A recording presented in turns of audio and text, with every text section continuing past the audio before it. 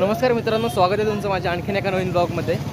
आणि आजचा हा ब्लॉग मराठीतून आहे, कारण की याच्या आधीचे सगळे ब्लॉग मी हिंदीतून केले आहेत. आणि हे एक एक्सपेरिमेंट असेल मराठी ब्लॉगमधून मला किती सहकार्य मिळतं तुमच्याकडून त्याचं. तर आणि आता आम्ही जात आहोत स्टेशनरीच्या दुकानात.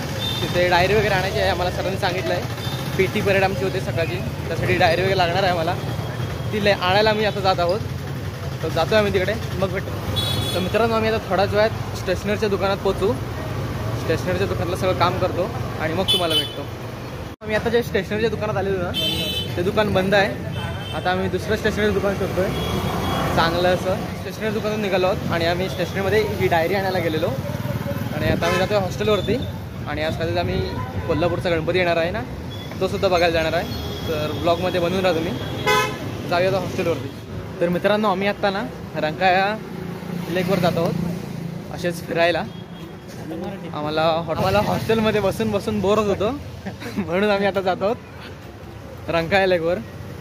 तर बघा रंकाळा जाऊन काय मजा येते ती आता.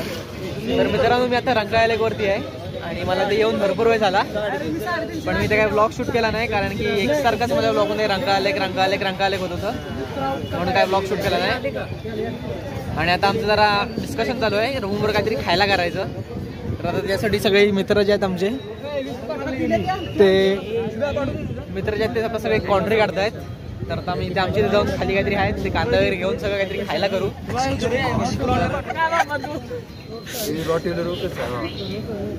रॉटविलरला एक नंबर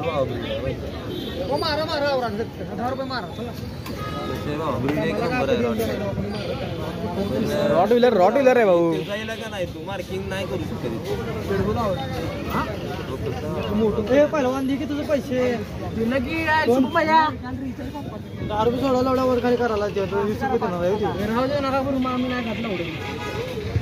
म्हणजे तुझ्याकडे पैसेच नाहीत? काजू बदाम खायला कधी खाल्लेस?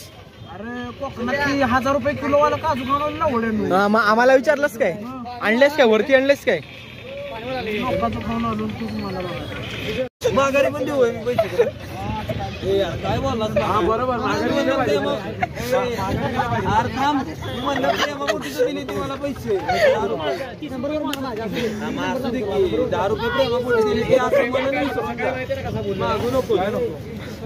माझे पण ₹10 देणे चिंगूळ चोरटे.